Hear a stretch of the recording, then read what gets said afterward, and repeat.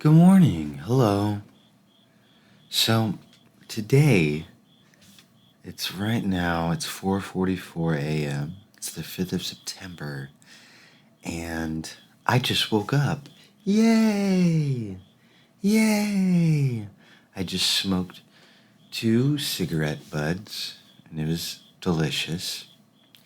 And now I set up some stuff last night to try to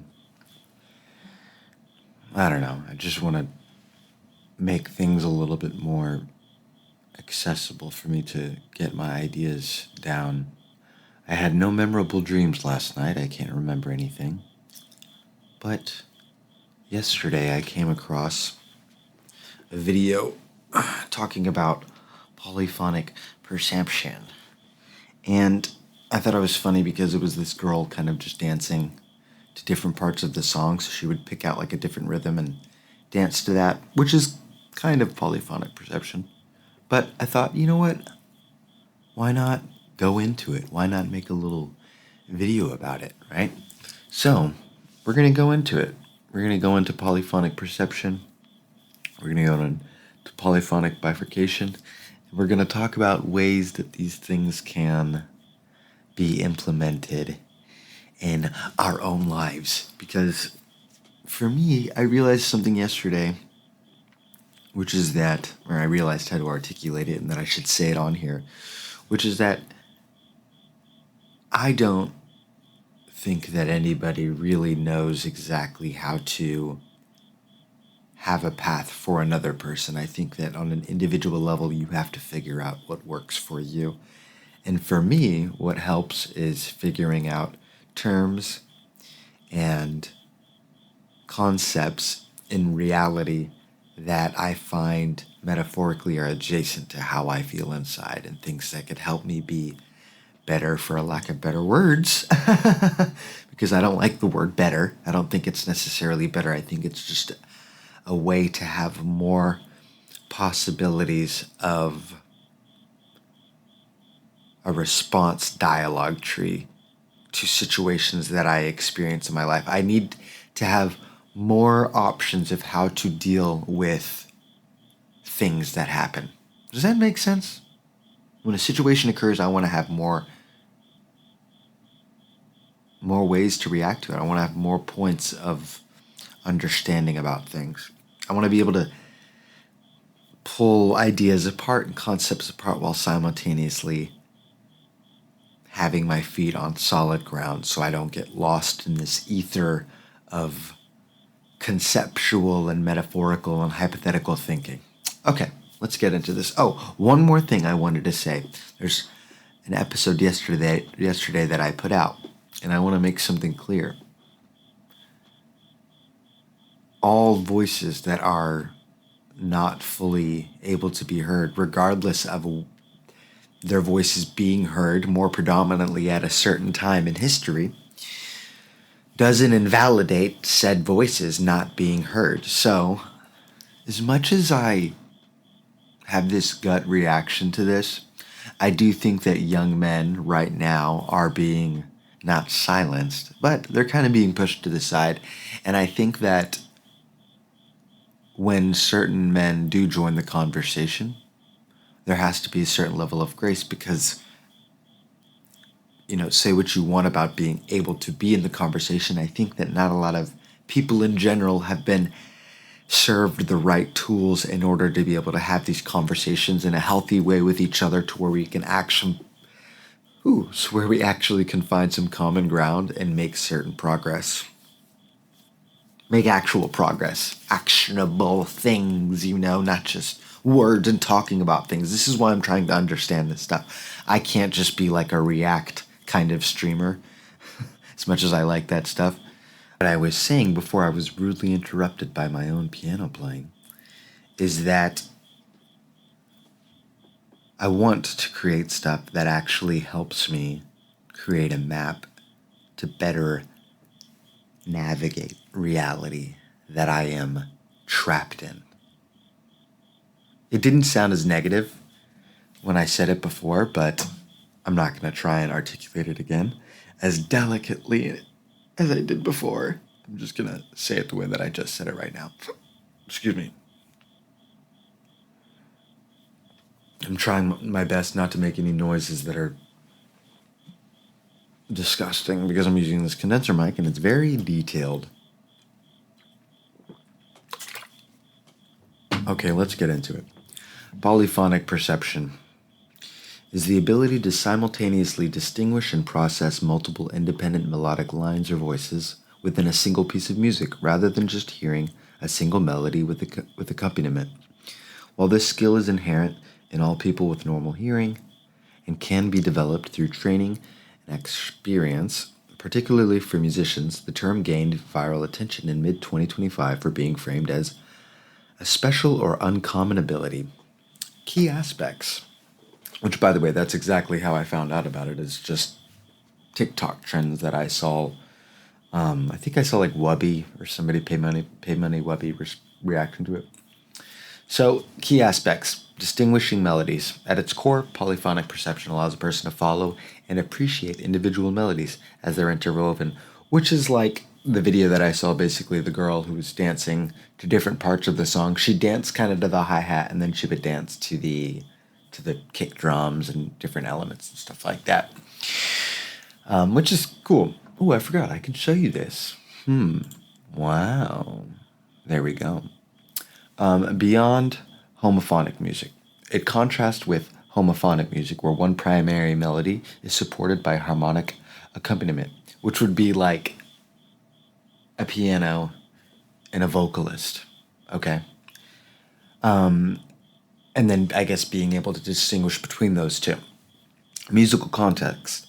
This concept is most evident in polyphonic music like that of Bach, but can also apply to recognizing individual sounds in complex ensemble music, speech within noise, or even separating different musical elements in production. A universal skill. The ability is not rare. It's a fundamental aspect of human hearing and music perception, often likened to separating different conversations in a noisy room or distinguishing musical layers like bass drum and vocals in a song. Okay, exactly. That was kind of my perception of this polyphonic perception trend, is that yes, everybody can do that, and I am like a producer, so I didn't automatically think like, yeah, this is some cool producer stuff. I just thought like, oh, this is just something normal. I think that she's just discovering the term, but also there is levels to this, as the kids say, and we'll get into the misconceptions first and then we'll get into the levels.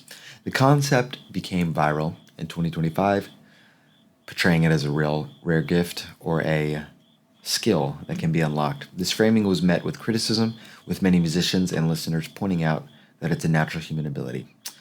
Some argue that the term is a misleading label for active listening or active engagement with music, basically taking the time to point out the differences in the stems, we call them in the production industry, what you're hearing, the differences in the stems in the tracks. You can hear the drum track, but you can also hear the bass track, and you could say, oh, the bass is going do do do do, the drums are going. Okay, yeah, easy. Polyphonic bifurcation. Oh wait, no. For listeners, the skill behind a listener being able to follow a complex fugue, a jazz improvisation, or even different layers in a modern pop song. Okay, so let me explain it in a little bit better, in a better wording. Okay, just kidding. I don't know words. Essentially, think about it like somebody. Okay, you can play. Most people can play the guitar and sing at the same time, in a simple way. I would consider it the homophonic way, where you're playing a drum chord or playing a guitar chord, doom doom doom doom doom doom, and your vocals. Everybody, doom doom doom doom doom doom. Your vocal ones and threes are lining up with the rhythms of your guitar.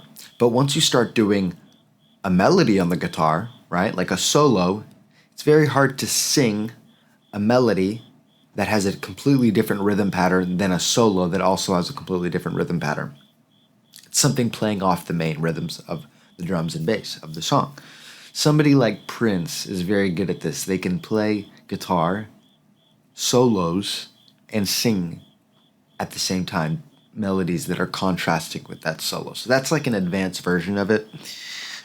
Piano playing, for example, could be considered it if you are playing a melody in the right hand that is in contrast to the left hand, but at the same time, and able to hold both melodies without any sort of negative consequence, auditorily speaking. And I just think that that's a really cool thing that people are able to do. And now I started doing a little bit more of, the layman's research on the interwebs, and we get into polyphonic bifurcation. And this is where it gets interesting. Polyphonic bifurcation is a term used in bioacoustics and voice science to describe the sudden, drastic, and usually unintended production of multiple independent fundamental tones from a single vocal apparatus. This phenomenon is an example of a mid-phonation bifurcation, a concept from bifurcation theory in mathematics and physics that explains how a small change in a system's parameters can cause a qualitative change in its behavior. In action, normally during sustained phonotation, a person's vocal folds vibrate in a regular, coupled, and stable manner to produce a single fundamental tone. In polyphonic bifurcation, some change in the phonatory system, such as vocal fold asymmetry, muscle tension, or a vocal lesion, like a polyp, can cause this stable vibration to become unstable. This result is a I can't speak. This result is a bifurcation where the vocal folds begin to vibrate independently at different frequencies, producing two or more fundamental pitches simultaneously. This produces a rough, hoarse, or chaotic vocal quality. Polyphonic bifurcation versus polyphonic splitting. While a polyphonic bifurcation is often an unintended result of a vocal irregularity, it is similar in effect to a deliberate technique known as polyphonic splitting. While not a formally recognized term in established spiritual traditions, polyphonic bifurcation can be interpreted as a modern spiritual concept that integrates ideas from music, chaos theory, and metaphysics. It describes a moment of profound spiritual choice or transformation where one's reality splits into a divergent yet interconnected paths. Okay, we don't have to go into all of this, all right, because it gets a little bit ethereal. But bifurcation, one small change creating a large amount of changes, yes? And then splitting, where polyphonic splitting essentially, from my understanding, is when you're able to sing multiple tones at the same time. My brother can do this. He can make this kind of like tone with one part of his voice and then create with air another tone at the same time. I believe that's polyphonic splitting. I should have looked that up first. I don't like going back to Google. I like to just having my notes, but we'll do a whole other video on that. But bifurcation specifically, this idea that one change can create a lot of other changes. I like this. I like this idea that you start with polyphonic perception. You're able to point out these differences, and then you can make more choices based off of your ability to point out these differences. And then you get into bifurcation. Once you make one of these choices that you're able to now make based off of these larger variable pool, whatever you want to call it, one of these choices can now create more unexpected outcomes, which is good. So how do we align this with normal things, okay?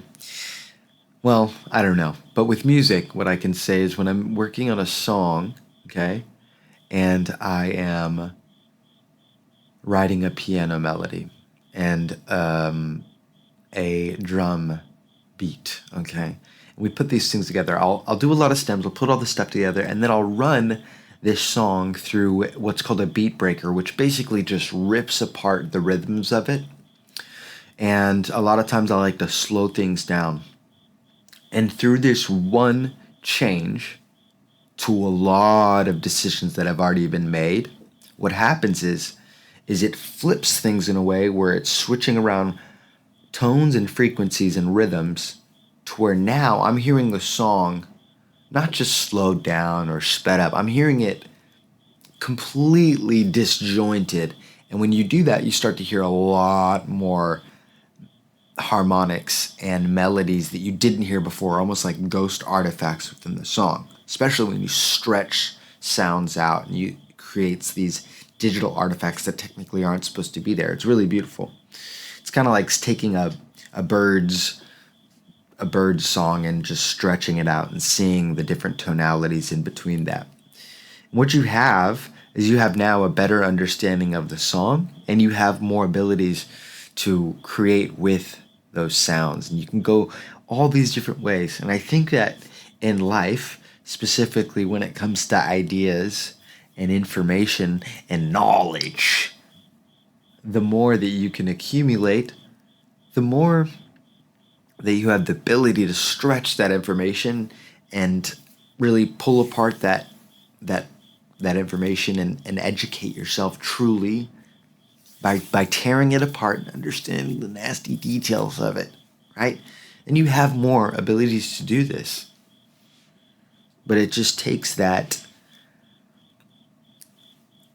attention to detail, to have that polyphonic perception, to see multiple things happening at once within one thing that you're doing, one specific goal or creative vision you have, and then having the ability to see those things and then make a choice based off of your new ability to see more options that you have. You thought before, I only have this amount of choices to make. I only have these amount of filters to choose from. No. You have much more. Now you can see that. You can choose one of these things, and now you can see how one of these new choices that you have completely changed what you were doing before. It completely changed the song. It completely changed the painting. It's like having a new color to paint with that you've never discovered before.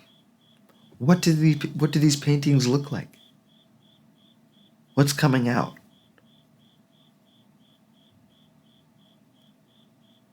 What details are you discovering from analyzing things at this depth? Not that that's important.